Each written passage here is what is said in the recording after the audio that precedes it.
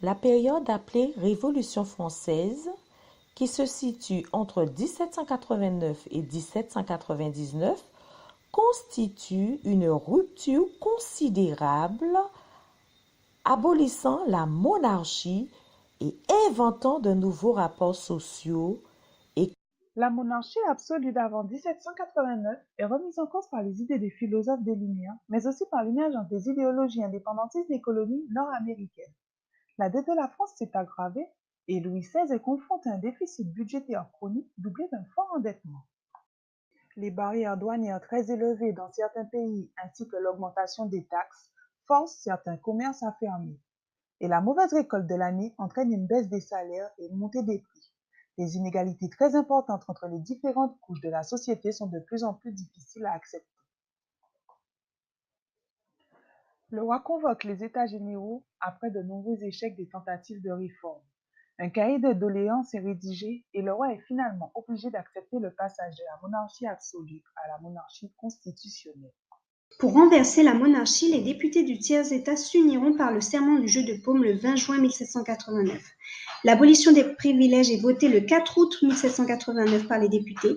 La Bastille sera prise le 14 juillet 1789 et le 26 août 1789, la Déclaration des droits de l'homme et du citoyen est adoptée. L'insurrection qui règne dans le royaume et les événements de 1789 vus précédemment mettent le roi dans une position délicate. Sa fuite le 21 juin 1792 précipite sa chute. Le 10 août 1792 marque donc la chute de la royauté. Dès le 20 septembre 1792, la France devient républicaine. Elle est dirigée par la Convention nationale dans laquelle siègent la Plaine, les Montagnards, les Girondins.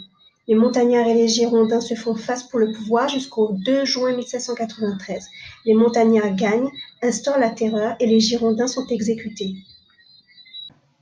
La terreur est une période de la Révolution française caractérisée par son extrême violence.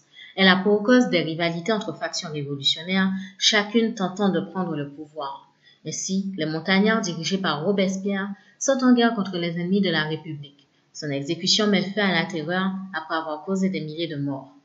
La Révolution française a apporté plusieurs symboles à la France. La fête nationale, le drapeau tricolore, l'hymne national, la Marseillaise, les mesures avec le système métrique. Il a aussi permis l'évolution du rôle de la femme et enfin, la Révolution a inspiré la Constitution française de 1958.